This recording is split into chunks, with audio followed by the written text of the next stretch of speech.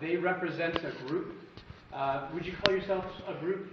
Yeah, that's a good. I think you used society maybe at one point. Society is technically what it is. Okay, a group, a society called Independent Nova Scotia Initiative. Is that correct? Correct. Yes. And as I said in our last meeting, we don't like change, but change is happening to us. So we have one of three options. We sit and complain and then comply to whatever changes are forced upon us. Or we can change how we are going to be in Nova Scotia, in this place where we live in Cape Breton. Or you leave and you find some other place to go do it, wherever you can find them. Those are about the three options that I can see. Peter and Paul. We haven't had a fight yet. They've come up as representatives of this society, and my best summation is that what they would like to say is that they want to help promote change in Nova Scotia, and it's along the lines of establishing and supporting a distributed, independent network of political candidates to run in provincial elections, potentially municipal as well. Yes, eventually. And maybe, if you go far enough, federally. But the reason why independent is important rather than party, so that's the counterpoint. They're providing a counterpoint to party politics that have party identities, party values, party platforms that are often then dictated down to the people that they're supposed to be representing. And so these gentlemen and others, and ourselves as well probably, are maybe tired of that system, tired of being dictated to, and we want to have a representative government again, where people get to be represented by people that you elect, and then have a way of engaging with that process that can remove them when they don't do what they promise to do, as opposed to what our governments, our party politics, typically are doing now. Can everybody hear okay? Yeah, even in the back? Okay. Oh, yeah. As I was saying, that we don't have a mic tonight, so I was encouraging people to, sit as far forward as possible. As far as I know, these guys don't spit, so there's no splash zone, right? This is not SeaWorld. So we have Peter MacIsaac, and what I know of you from, I think, your website is that you're a former law enforcement game warden. 29 years, actually. 29 years game warden, and forest fighting. Forest firefighter. Yeah. And what was your nature enthusiast? Is that what you said? I was the wildlife technician in the districts. Right. And then I had a film production company doing one-fish TV series. Right. And if you want to see some of his videos for hunting, he's on there with his daughters, and they're all camo and rifled and skirting. Probably, were you up in Cape Breton for some of those? Yeah. I grew up in Port Hawkesbury, guys, so I'm not technically not come from it. So no one coming here from there. Paul's coming from the city as well. And this is Paul Westhaver, and he's a medical engineer, analyst, and what else do you want to add to that? That's good. Director of research for Dow Med School's minimally invasive surgery. Okay, could you say it that way? I'm a research director for Dalhousie School of Medicine's minimally invasive surgery department, and an engineer doing medical devices as well. And a great FOIOP gatherer. Hi, how you doing? Good. Nice to see you here. You guys know what FOIOP is? Okay, so you'll explain that. Good, because I don't want to. Okay, so without any further ado, I think we're going to start with Peter. Paul lets me start off, and then he says all the really important stuff later. So, my background, a little more background on Paul, because he's a little humble. He's a highly, highly acclaimed engineer. He's got over 20 patents of his own. He helped build some of the infrastructure for the bridge that goes to PEI. And I think he has over 100 FOIPOPs, Freedom of Information things. He's got a lot of evidence that's highly, highly destructive to the current sitting government. They do not want that information to get out. He's got a target on his back. I have one on mine. They do not want our movement to succeed. What we are is we're an independent society whose only job is to travel around the province and teach communities the advantages of running independent candidates. And so, what qualifies me to do that? When I retired from Natural Resources in 2012, Jamie Bailey asked me to run for the provincial government. And I ran, I had a good showing in the area, but there was a group, a men's group in the area, I won't name it at this meeting, realized I couldn't be controlled and made sure I didn't win that election. So I stayed involved with politics because I was naive enough to believe inside the party system I could get in, get elected, and make some changes, because I had seen corruption for 29 years inside the provincial government. And this may shock a lot of you, but we lied to the public every day for 29 years. Every day and on basically every issue. And a lot of it wasn't outright lies. 10% was outright lies and 90% was by omission. We never told you the whole story. We told you enough to make the government look good of the day, and so that you wouldn't be upset with them to the point that you'd show up with pitchforks and torches. Right? Because if you knew some of the stuff that the provincial government has pulled off on the citizens of this province over the last, since I was involved, you wouldn't be very happy people. And I wasn't happy either. So behind the scenes, then I got involved in federal politics, and I was president of Halifax West EDA for the Federal Conservative Party, because I've got basically conservative values. I'm not hiding that from anybody, but I thought maybe I could fix that side of the system, and I exposed some corruption going on. I thought it was an easy fix. And the easy fix was then for them to kick me out as the party president because I couldn't be controlled and couldn't keep my mouth shut. So, and I always had that problem when I was law enforcement too, because when I saw corruption and I saw things happening that shouldn't be happening, my mom and dad taught me they are all Scottish heritage, and they said, you need to speak up because there's nobody else other than you one day to ride in on a white horse and fix it. If there's a problem, you need to stand up and fix it. And I'm a grandfather of 7, and I promised my kids, grandkids, and my own kids, that I would do everything possible to try to fix this mess. And we have an absolute disaster both provincially inside government and federally. And if we don't take control and give it back to you guys in this next election, you will not recognize Canada in another 5 years. Right? The average family of 4 right now, the cost of groceries has gone up $1,000 a month in the last 3 years. And I don't know if you guys are feeling the pinch, but it costs $100 doesn't fill my CRV anymore, right? And like 3.5, 4 years ago, it was $29 or $30 for me to fill it. Most times I get a fill it. So that's affecting everybody in the pocketbook. And that comes back to why did Paul and I decide to get involved? Because everything in politics is about timing. And when the timing is right, people will vote to try to fix things, knowing that if you vote in another party, because I was inside the system, I can categorically tell you, regardless of who you support, the party system is broken and no longer functions as it was intended to function. And the reason being is because even the finest person in this community could be your brother. And if he goes and you vote him in to be your MLA, on the day he gets voted in, he's told to sit down, shut up, do what you're told, you'll vote the party line, you can lie to your community, tell them whatever you want. But in the end, you will follow the party dictates, and you have no obligation. And if you stand up to anybody, you'll get thrown out. And that's what happened to Elizabeth Smith McCrossan up in Amherst. She stood up for her people. They asked her to show up at border crossings when the truckers were having protests up there. Tim Houston said, "You're a party member. You're not showing up there." And she said, "Well, I represent the community," and showed up. And he promptly threw her under the bus. So she crossed the floor to become an independent and then ran in the next election and won with 62% of the vote, which proved to us there's an appetite in the province for independence. And Paul's an engineer and sees the world through different eyes than I do. My preference in life is to go fishing and hunting, and I was supposed to be bass fishing today. But Grampy's passing up on all the stuff he loves to do to get this project completed. So Paul knows he can look at a thing and see what's broken, and then as an engineer figure out what do we need to do to fix it. So we realized here provincially, Tim Houston is in power right now as our premier by a very slim margin.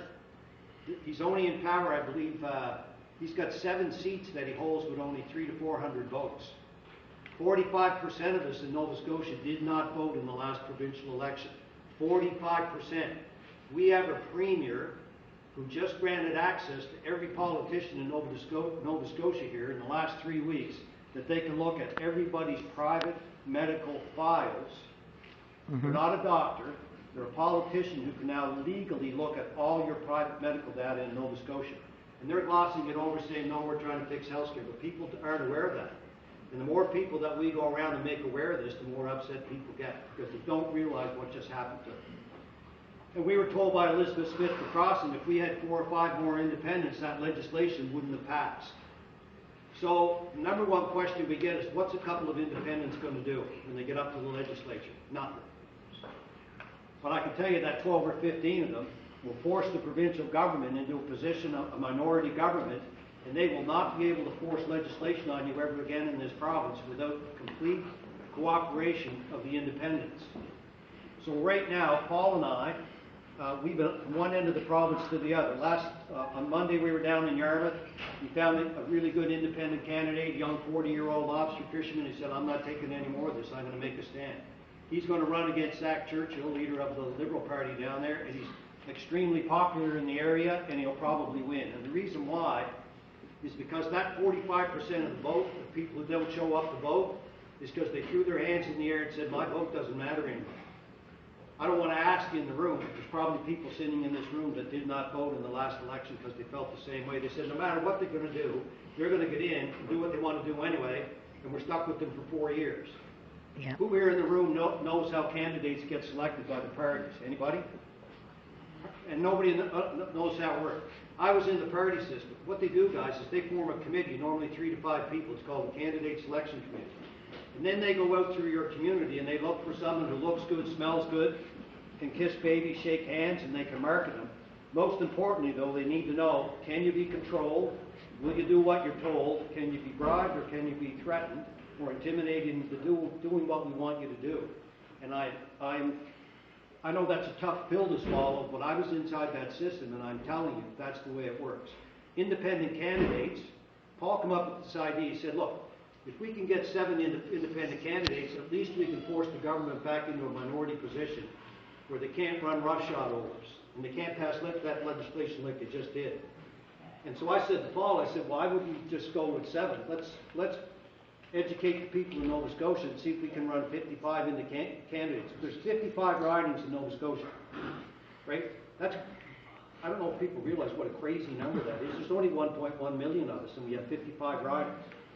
So out of those ridings, if we can get enough people to rise to the surface, we can fix the problem.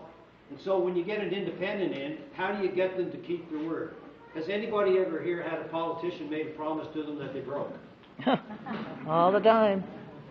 Okay, so that happens all the time. And then they say, well, look, I didn't have a choice. I had to vote the party line and the rest of it. But if you vote in an independent, we got a call when Paul and I came up with this idea. It was mostly Paul's originally. And we decided we were going to do this. Brian Peckford, he's the former Premier of Newfoundland. He's the last surviving person who wrote our Constitution. He called us from out in BC. He said, I love what you guys are doing.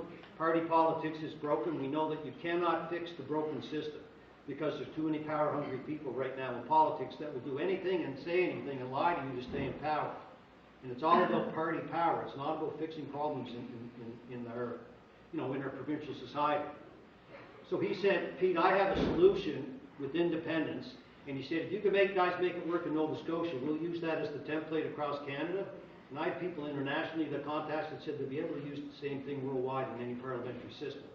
And it was originally Brian Peckford's idea, and I'm giving credit where credit's due. He said, if you can work with communities, and rather than a candidate selection committee where the community amongst themselves decides who can we trust, who can stand up and not be pushed around, who can't be bullied, who's someone that we respect, who's a person whose handshake still means something, and then hopefully they won't want to do this. And they're going to say, well, that doesn't make sense. Well, actually, it makes a lot of sense, because when a person sticks their hands up and say, I want to be a politician, you need to run from them in most cases. Because we're looking for people that want to get involved in politics for the right reason. And the right reason is you get in and you fix stuff and you don't make a career out of it and you put your 4 years in and you leave. And back to your life. In that 4 years, you can be a wrecking ball and go back and start to fix the mess that's been imposed on all of us. We're hearing from one end of the province to another. If you had anybody put those sheets when you come in, we had down back. I mean, we get all these great ideas from across the province. Everything from they'd like to see term limits.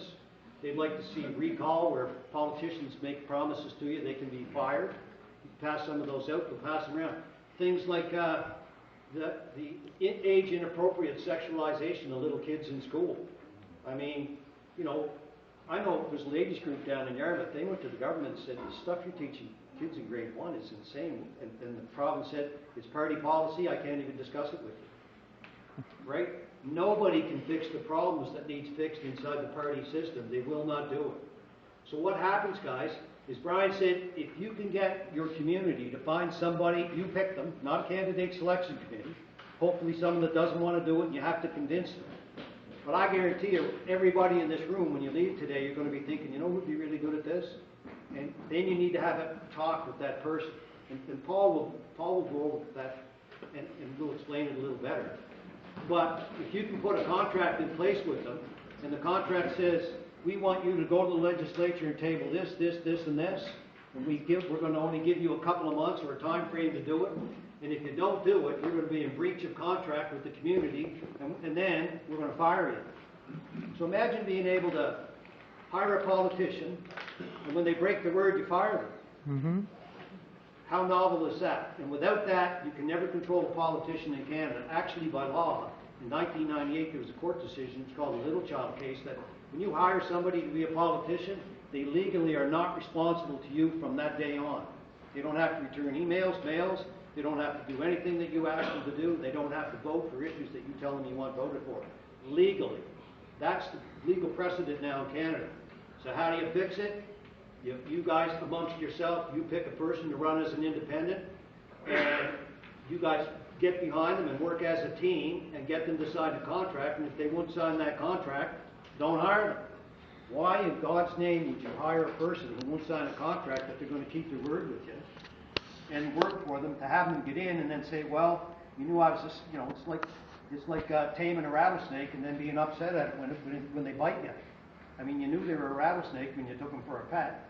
Odds are they're going to bite you, right? And so everybody in this room can make a difference, because I was at the point, all my buddies basically have given up. Just said, what's the point of voting, Pete? They're not going to do anything. And so when Brian Peckford came up with that idea, and then Paul said, okay, how are we strategically going to do this as an engineer? And he said, we'll travel across the province, and we're doing all this on our own dime, right? We haven't asked anybody for money. And all we're doing is we're going out and educating people, giving you this talk that we're giving you now. And we get all the same questions. Well, what are you going to split the vote? We're not looking to split votes. We got 45% who didn't show up. If they show up in numbers in the next election, you can actually form a majority government here in the province. And technically, independents, the legislation has been set up so that they can't form a party, but we found a legal solution to that. We won't get into that here, but that can be overcome. So, right off the bat, what are the other major questions that we normally get? It's not really a lot. The big one is vote split. And then the other thing that we run into continually, guys, is okay. There's a couple other real good selling features that you guys know that an independent can do. You know that if you ask a person to go and represent you, when they go to the party, if it's against party policy, they can't even discuss it. They can't discuss it in a meeting. Say, no, we have a policy on that. Sit down, shut up. As an independent, you can't be muzzled, ever. When this community says, we want you to go address this, we want the road paved, we want this done, we've got other issues that are big deals to us, you can go in and they can't shut you up. And you actually, for the first time here in Nova Scotia, you will have a candidate that will go in and do exactly what you want them to do, and you're going to tie their hands with a contract. So you can't be muzzled. You can table all this different legislation that any other MLAs can. You have all the same rights as any other person. The only thing is you're not controlled by a party. And what that does is that creates freedom for a person to do what you want them to do. And And that's about all that you guys need to understand on this. There's a couple other points is, when you do hire a candidate, he needs to get an official agent right away. And the government tried to throw a roadblock in at us because we got an independent wanting to run up in Pictou West right now. And they changed the deal so that he's going to have to hire a CPA before they'll accept his papers. So they're trying to throw roadblocks in. We're a major threat to the power base right now in Nova Scotia, and the way things always were. Well, the way things always were got us exactly in the mess we're in. You now have a chance to change it. You can never, ever again say, why would I bother voting? So our goal is to help you guys, amongst yourselves, find a candidate to run. We can provide some resources. We can provide some, we can connect you with other groups all across the province, but ultimately it's going to be up to this community to find an independent. We'll provide you some help. We're on the phone helping some people now, anybody that asks. We've got a few short, small videos here, stuff that we've already produced. And as a teaching society, we're not actually working on anybody's campaign. Our job is to help educate. And that's all we do. So guys, I know that there's a bunch of food and stuff back there, so Paul's gonna give you some brief stuff. But he sees the world different than me, and it's a good thing, because if it was just me, maybe it wouldn't work at all. So that's why I rely on an engineer. So Paul? Want to keep this up? Actually, you know what, guys? Why don't we, that's only 2 minutes. That's on vote splitting. So that's the number one question we always, if you want to come, we'd love to have it. But we're after that 45% who's given up. Paul can get that to play. Talk about who you might vote for in the next election. Someone invariably brings up vote splitting. Allow me to explain why this arrogant concept makes zero sense through the use of these pictures. This illustration shows the massive number of voters in the country that have given up on voting. If you ask them why, they'll tell you that it is useless. Nobody represents me. They are all crooks. This number of voters can vary around 45% of the voting age population. But all is not lost. This next illustration represents the good people who still think they can make a difference. These are the ones who register to vote. Good on them. But along comes voting day, and this illustration represents the people who actually showed up to vote. They are mostly members of the parties that are approved by the mainstream media. This little glass of voters owns and controls every aspect of your lives. They think they own the vote. That's why their defense always goes to discussion about vote splitting if your choice is anyone other than the approved parties. Before you shake your head in despair or pound your fist on that table, I want to bring you some hope. The events of the past 4 years have started to enlighten a lot of people. Many of them are from this huge group. These people have witnessed the success of Robert F. Kennedy Jr. as an independent, and of Geert Wilders, independent from the Netherlands. Nunavut has all independent MLAs. And years ago, British Columbia, too, was all independent MLAs. Let's face it, the flame has been ignited. If only 20% of this massive group figures it out before the election and then votes, you will form a majority government overnight.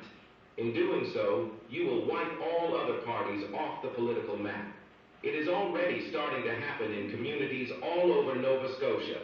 People are waking up and realizing that the party system is finally dead. The party is over. You are now in control. There you go. So it's that simple. And so, once again, every person in this room got a reason to show up and vote. Now, I grew up in Cape Breton, right, down in Hawkesbury, and I grew up in a family that if you didn't vote Tory, you might not be invited to Christmas dinner. And that's the truth, and that's party lines. But you can't vote along party lines anymore, because party lines is destroying what's happened federally, it's destroying what happened provincially, and same thing on the municipal level. And actually what we're doing here, guys, you guys get a core group in your community, you might find somebody here you might want to run for your municipally as well, and maybe someone federally, or maybe you feel that you're adequately represented by your federal MLA, and you're doing a fine job, right? So I see some people smiling.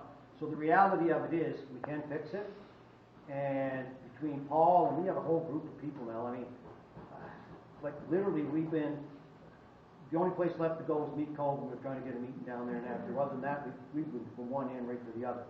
And every place we go, we're not getting virtually any pushback at all. It's like people saying, okay, this is worth a shot, because we stayed at a friend's house last night, we were in Tudik yesterday at one of these, And he said, if you can run an independent anywhere in Inverness, for the first time I'll come out and vote, and I haven't voted in the last couple of elections. Because he said there's nobody to vote for. But that's because a small committee picked them.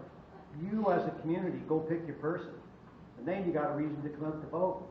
If that makes sense to you, Paul will give you a couple more good reasons. And go ahead, Paul. Okay, thanks, Peter. This video was developed by a self-similar group in British Columbia. The independent movement exists in British Columbia, in Alberta, and New Brunswick. So this is not my idea. There's this thing that's motivating me, that's motivating the people on the West Coast, and we all have the same idea. So why am I doing this? I'm 62 years of age. I have a great career as a medical device developer. I go all over the world, and I can stroke my ego. The reason I did it, and I'm doing this, is because I care about my children, I care about my community, and I think I'm in service to something that's even greater. I really do. Here I am. You know that one. Who, me, of unclean lips, should speak to people of unclean lips? That's what's doing it. And I'm absolutely serious. It's been an ugly trip for me. Okay, so what can we do? We can join the people in BC federally eventually, that's coming. We can help the people municipally with their efforts when those days come. But right now, we have an opportunity. So we're being driven by a cycle that we're not in control of, and it's the provincial election. So I have this idea. My idea is that it's not just about an election. This is a governance model. So if we're able to have our intentions impressed upon a member of the Legislative Assembly, then we can also affect the laws that they repeal and that they put in. So this truly is a governance model. It's important that all of us talk together. I like to refer to it as a distributed network theory. The party structure starts with an authority at the top, and I believe that the authority at the top of every single party in Canada, Nova Scotia, is outside the country. It may exist in giant investment firms or political forces in Europe. To me, it doesn't matter, but it certainly isn't from the people in Nova Scotia. So I had to concoct some way of having our voices heard in the legislature, and that is always from the people up. So I want to flip that model upside down. If we can do it for the election, we can do it in our governance model. So you're not just working on finding an election, an official to have elected a candidate. You're also building communications between yourselves and people in other communities, and then in all of the communities in Nova Scotia. And now you're going to be communicating with all of you. And the reason we chose this model of going out and speaking to you directly, and the web page is terrible, and I wrote it, but I just don't care. I wanted to come out here and meet human flesh and blood. And I wanted to see the people that are going to be partnering with everyone else in the province to create basically a new system without having a revolution. This model that we're looking at is using the legal system, the idea of the independent candidate as written in Nova Scotia's Election Act. It's not new, it's not novel, we're just using the equipment, the legal means that's at our disposal. But the key thing here is that you have every opportunity to do this in your own community without someone sweeping in, us included. We're not going to tell you who to put forward. We're not interested in that. We're here to encourage you to find someone in your community, this small community, and to reach outside your communities in Victoria and the Lakes and stimulate further discussion, arguments about what you want and who you want to represent you. That's why we're here. So with that, you end up with now a greater body of people, and we're all disagreeable people. I'm a very disagreeable person, so I had to overcome that desire to argue with people in order to try to bring us together long enough to put a candidate forward and then develop this governance model, this distributed network governance model. They can't name us. We're all independent. There's 55, and in Shelburne they've got other issues. In Halifax they have other issues. In the South Shore, in the Eastern Shore, they all have different issues. There isn't a formula that represents the needs for any of these people wholly. Everyone has a different spin on how they want to be governed. That's why we need a distributed network model. We know, have you all heard of SurveyMonkey?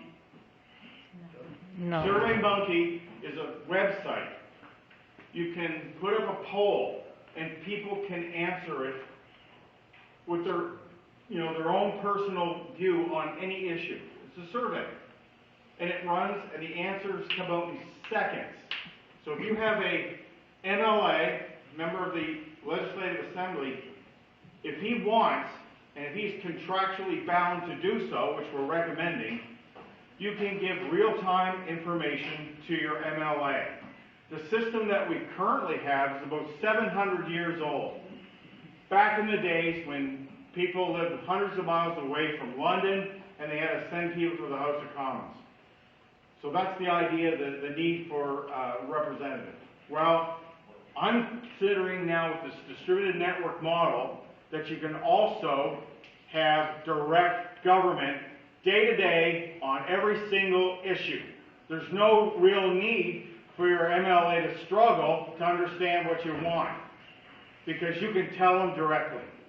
So in order to get any of this done, you got to get an independent candidate in to do the things that are necessary. We're offering this concept of a contract, a performance contract with your MLA in order to get it done. But I can envision, though this is stepping into the area of planks, which I reject because these are my ideas, they don't represent your ideas. And that is recall. You could put in recall and say, we're going to take you all out if you're not doing what we want. And there's a million other issues you can think of. But the central and the sole reason why we're here is to provoke you into considering that, use the Election Act as it is, get a candidate in that represents your interest as an independent, and we'll help in every way that we possibly can. And the sheet back there is manifest in our collective group already. We're helping John Hurley and Robert Dillman, who's in East Pictou, or West Pictou right now. He's trying to run. We have Matt Tucker in Annapolis, Dan Mullen in West Kings. We have Mr. Layton in Yarmouth, right? We have about 15 to 20 who have already essentially been selected, but not formally, all over the province. This isn't the first time we've talked. These are experienced people now who've gone through the process of being selected. So this project is real, and it's happening, and the government's terrified by it. So please communicate with the other groups, and if you're like me, you're hesitant to have your personal information spread out there. So don't violate your internal guidance. Don't do that. Do not sign that if you're concerned about that. That information is going to come to me. And I'm going to ask you if you want to correspond with the larger community that we're developing. This larger community are just like you in every way. They're diverse in terms of their political ideas. They're creative, they're intelligent, and they have a lot to offer the communities. Some of these people are incredible experts, and they're there and willing to help, and they've told us to go out and say this. So we want to put you in touch with like people as well. So please sign that. Otherwise, I think we should open the floor up for some questions if you're interested, and we'll do our best to field them. And one more point first, guys, is right now, we have to go to a provincial election by July 25th next year. But we have intel that says Elections Nova Scotia is beginning to book venues for a July this year snap election. And that's, so if you haven't heard that before, maybe you're hearing it here first. So time is of the essence, time is a big deal. This is not something you can put off, because the province goes in and gets another 4 years, you're not going to recognize Nova Scotia when it's done. Even the last budget, they just put us another $2 billion in deficit. It's crazy. Yep. And we came through the rotary at Hastings, and you almost take the front end out of an F-250. They can't fix the roads. This road down here, this is like glass. This is a nice road there. Yeah. You're just looking for people to fix the potholes and listen to you, right? So what Paul said is the idea has taken off. Like every community we go into, people go, okay, if you get a good candidate, I'll show up and vote for him because maybe it'll make a difference. And I can tell you categorically, if you do it, it'll make a difference. So go ahead, any questions from the floor?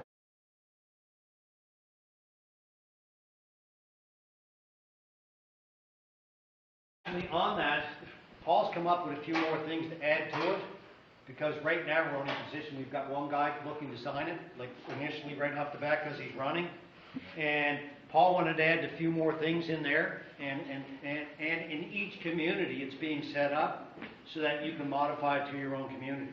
In the end, ultimately you just want a person who's going to make promises and keep their word, and if they don't keep their word, you're going to be able to fire them. And that's it in a nutshell. And it'll vary between different communities, but the basics of the contract, they're going to be simplified.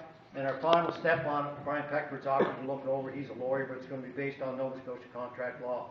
And if that makes sense to you, because everybody we talked to said, if you can actually pull that off, and we can actually control a politician, I'll get involved again. And even though you're not interested, most people aren't interested in politics, I can guarantee you politics is interested in you. Because they want to own and control you and tell you every single thing for the rest of your life if they can get a chance to do it. So, anybody else? Go ahead. Okay. This is one of the major questions that's been come to me about independent. Okay, so whenever there's an election, whether it's municipality, the mayors, the district councilors, MLAs, MPs, whatever, once they're elected, they have to do an oath of allegiance. So, does the independent have a separate oath of allegiance that would be to we the people and not to the crown or the queen or whatever? Here's what happens right now. We ran that by Brian Peckford. Brian Peckford came back and he said, technically on that oath of allegiance, right now, legally, there's no way to squirm out of it. But even though they say their allegiance to the crown, they also have a contractual written obligation to you, the voter. And so you can fire them. Even though they say, well, we have to do this, it's to the crown, it's not to the party, and that's a difference.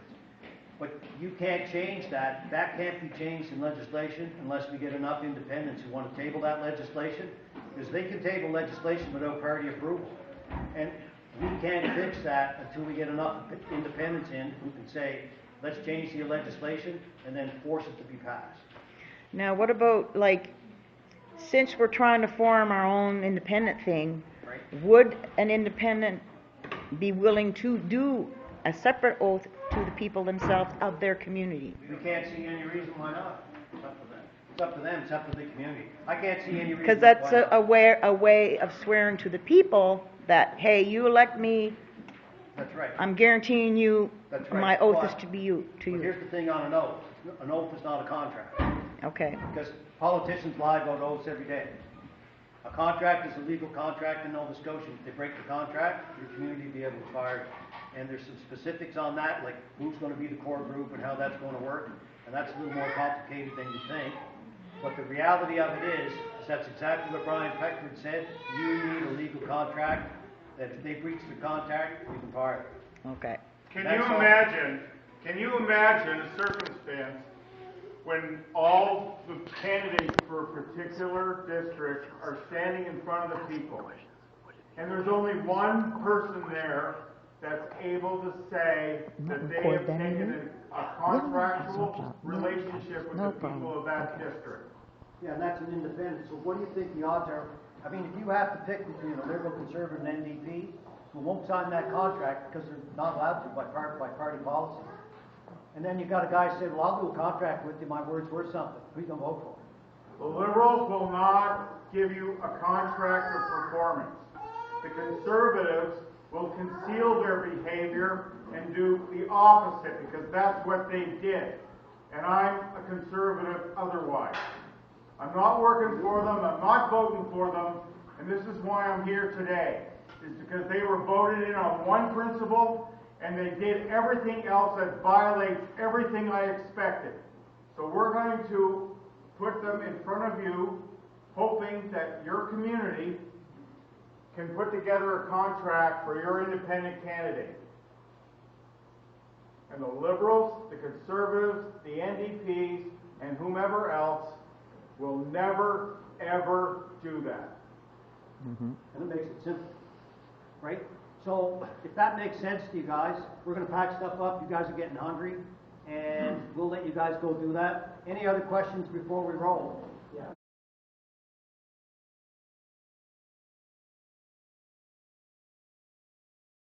I'll tell you. I promise to my God, Yeah. and this is not a grand thing I'm saying. What else can I say? I'm here tearing my personal life apart to be here today. You wouldn't believe what's going on. Yesterday was his anniversary. And I'm here for you today, and I'm giving my attention to you today because I think this is going to work. I'm sold on it. I absolutely am sold on this. We have a gentleman who's being distressed in West Pictou because of the law that requires a CPA in order to get on the ballot, meaning that he has to have the ability of having a consultant available legally in order to get on the ballot. I'm telling you right now, I'm running a briefing for him, free of charge, within the scope of my abilities, to make an application to the Supreme Court in order to have injunctive relief against Section 203, 5, B, and C. I'm an engineer, I'm not a lawyer. So within my abilities to do whatever I can, I'll be there. And right now we've got about 10,000 of you guys in Nova Scotia. I'm going to help, and I'm a limited person. So the best way that I can help is for you, sir, and everyone else to help me, and the best way that you can do that is by turning and looking at each other and helping each other out. Because all I want you to do is one thing. Put an independent candidate on the ballot, and I'll help as much as I can through my crappy website, my broken body, and my limited ability to be here and speak. I'll do my best. I promise. And I make the same promise to you. So here's the thing about it, guys. There's even a lot that we can do. Our ultimate goal is to have 55 community associations that don't need us at all. I'm going to tell you, that last thing you need, Paul and I, we're not leaders of anything. We're two guys on a board for an independence teaching society. Our job is to help you guys find the leaders in your own community who will stand up. Because you got to remember, I'm in Bedford. For us to get down here, it's a long haul down back, right? So what we've done in all these other communities, we find key people that we're on the phone. I get 150 emails a day. I got a phone that I'm going to have to just get some epoxy and stick it to the side of my head. It doesn't stop. But because if someone doesn't step up and do this and take a leadership role, we are going down the tubes in this province, both federally and provincially. Someone somewhere better stand up and look in the mirror and say, everybody's waiting for someone to save them. I'm here to tell you, ain't no one coming to save you except for yourselves. Right? What's that thing God makes the fish in? But you got to pick the bait. Right? And you got to show up and fish. So even in this room, if it's not you who's going to be the candidate. Who can you think of who it is? And then someone says, well, I'm good on social media, I'll help out there. Someone else says, well, I've got a printer and I've got a little bit of marketing expert, I can help you with ads, I can do this, and blah, blah, blah. And as a community, you guys got to do it on your own. Paul and I will do everything we can to provide you with the information that you need to make intelligent decisions. And if you run into a jam somewhere, we will pull out every tool out of our toolbox we can to try to help solve an issue. And Paul's already done 100 FOI pops, and he terrifies the problems. And if he can't figure it out, that's why I never hung around with an engineer my whole life. So I kind of thought they were tortured. And in many ways, he is. He's one of the greatest guys I ever met, and you know why? Because his word means something. If that guy tells you he's going to do something, he ain't a politician, and neither am I. I'm not running. Paul's not running. And why we're not running? Because people say, well, you're just running to create a paycheck for yourself. Nope. We're Right? losing money. Yeah, so him I go to the mall every Friday night, Micmac Mall, to the food court, and I've been doing it as part of a rebellion against wearing the mask for over COVID.